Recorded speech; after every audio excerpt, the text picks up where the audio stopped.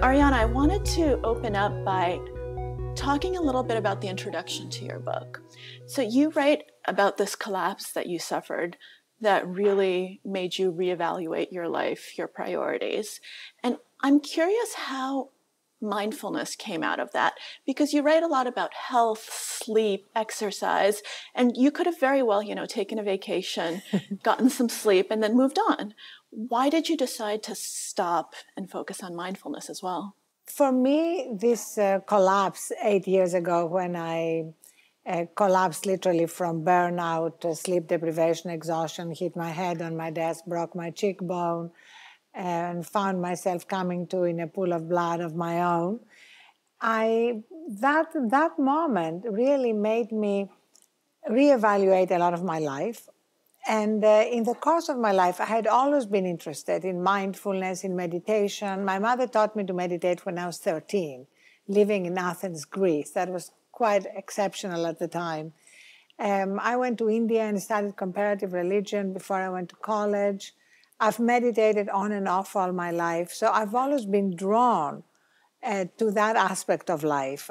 What changed 8 years ago is that I realized that I didn't want these to be sort of episodic journeys, but to integrate them into my life on a daily basis. And I studied the science, which is pretty incontrovertible. And then I became fascinated with how, despite all that we know, scientifically, behaviorally, how hard it is for us to still change. Right.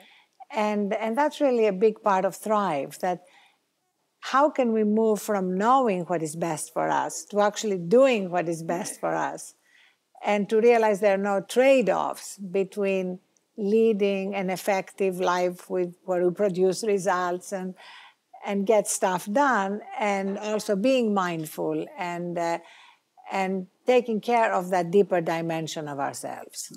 So when we talk about mindfulness today, how would you describe its main tenets? So what do we mean when we say we need our lives to be more mindful? I love actually what Jon Kabat-Zinn has said about mindfulness, which is that it's really heartfulness as well as mindfulness. It's really being fully present each moment of our lives, mind and heart and body, of course. And what follows is the recognition that thoughts are going to come. We're not going to stop our thoughts, but we don't really have to follow them wherever they go.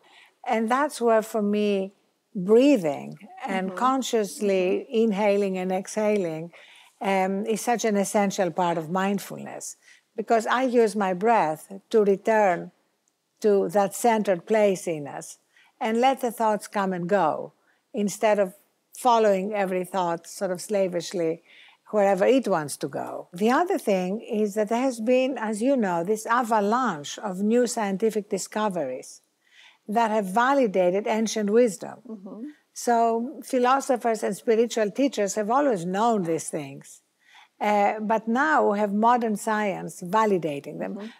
For me, some of the most important work is by Richard Davidson at the University of Wisconsin, who has actually used modern methods like MRIs and lasers on the brains of Buddhist monks who've meditated for years, to see some incredible results on the brain itself, on gamma waves, that show that the plasticity of the brain is extraordinary, and we can actually affect how our brain functions by being more mindful and taking time to meditate and doing all these things.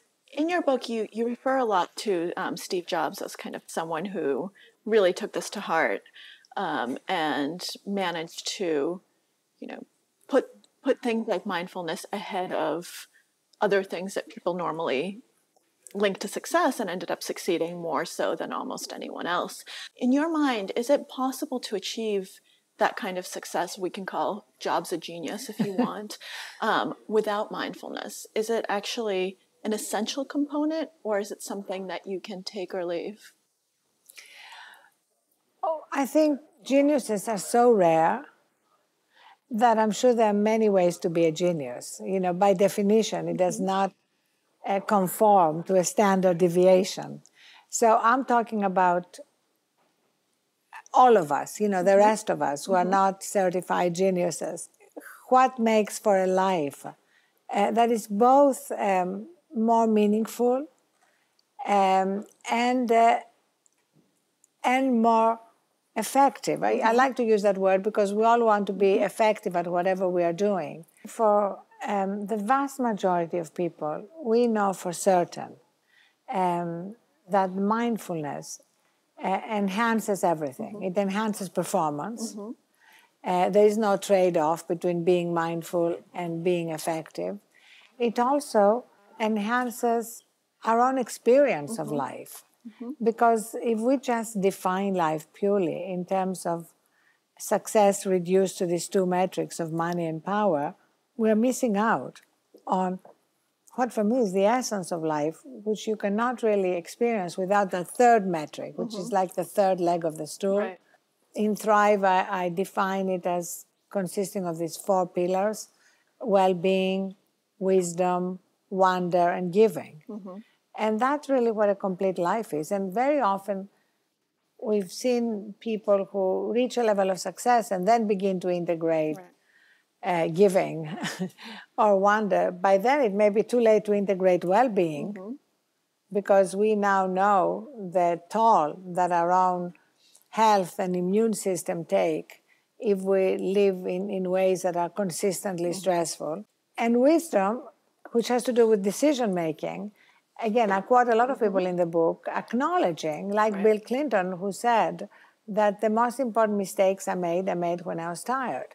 So the connection between exhaustion, sleep deprivation, etc., and bad decisions is huge.